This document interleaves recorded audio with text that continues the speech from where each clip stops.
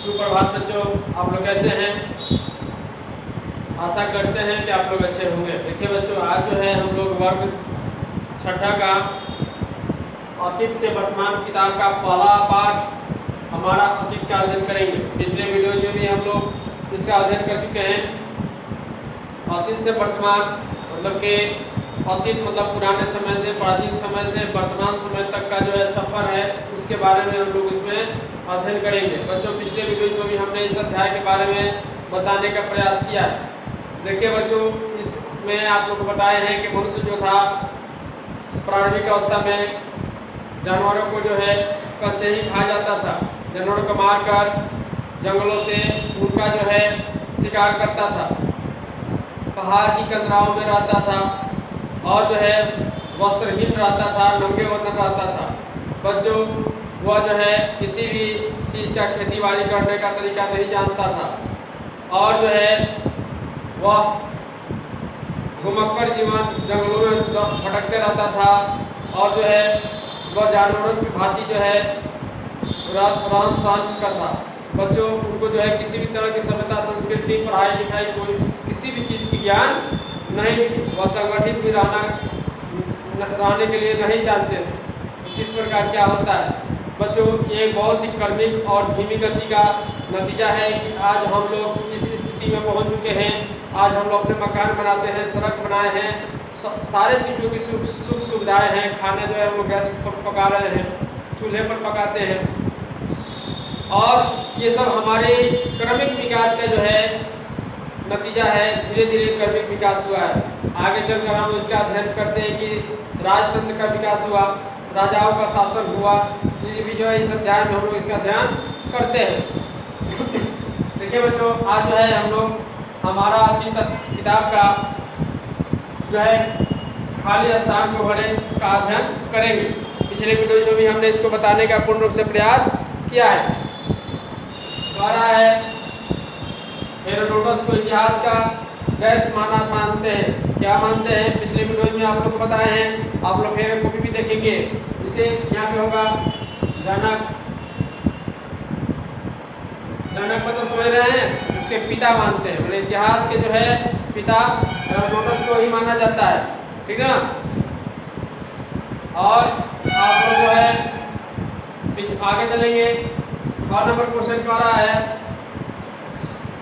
प्राचीन वस्तुओं के तिथि निर्धारण को डैश करते हैं। प्राचीन वस्तु मतलब समझ रहे हैं, पुराने जो भी वस्तु या हम लोग को जो है सबूत के रूप में, अवशेष के रूप में मिलते हैं, उनका हम लोग अध्ययन करते हैं कि कितने साल पुराने हैं, ठीक ना। तो उसमें एक पद्धति होती है, उस पद्धति के द्वारा इसको अध्ययन किया जाता है। इसको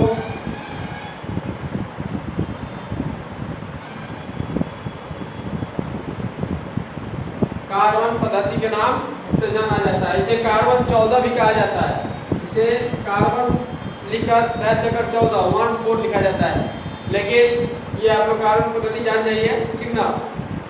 तो किसी भी चीज़ को आकलन निर्धारण जो है, कोई चीज़ मान लीजिए खुदाई हो रहा है, वहाँ से कोई चीज़ का अवशेष मिल जाता है, तो उस अवशेष का हमें किस प्रकार ज्ञात होगा कि कितने वर्ष पुराना है। तो उसका जो है उसका निर्धारण ये कार्बन 14 विधि है, जो कि वैज्ञानिक विधि है, प्रमाणिक विधि है। इसके आधार पर हम लोग उसके उम्र का, उसके समय का ज्ञान कर पाते हैं। देखिए बच्चों, आगे कह रहा है खंड 1 नंबर अशोक के अभिलेख डैश में है। अशोक के अभिलेख कहाँ है?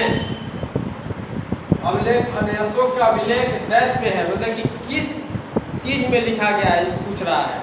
इसका होगा आंसर ब्राह्मी लिपि। ब्राह्मणी होता है, ब्राह्मी लिपि होता है।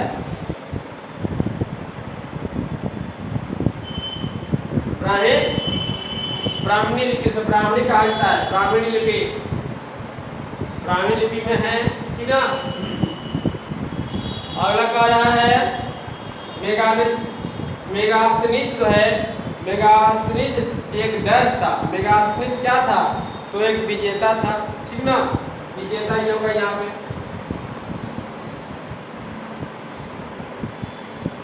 विजेता था। इसलिए इसे आप लोग फिर में आएगा रहा है पंगा नंबर सारनाथ में डैश स्थित है। सारनाथ में क्या स्थित है? आप लोग जब इतिहास पढ़ेंगे बच्चों तो उसमें सारनाथ के बारे में, अशोक के बारे में, ये सब जो सारनाथ जो है अशोक से संबंधित है सारनाथ, ठीक ना, जो इसके बारे में पूछ रहा है। और सारनाथ में डैश स्थित है, क्या स्थित है? अशोक स्तंभ। यहाँ पर लिखेंगे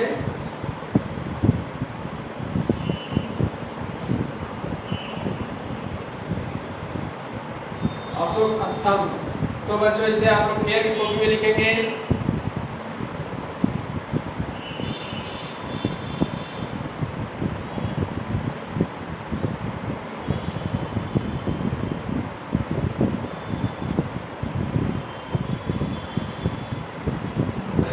तो बच्चों आप लोग इसे पेयर कॉपी में लिखने के बाद इसे आप लोग को याद भी करना है, ठीक ना, और भली भांति इसे घर पर बैठकर पूर्ण रूप से इसका पालन करना है।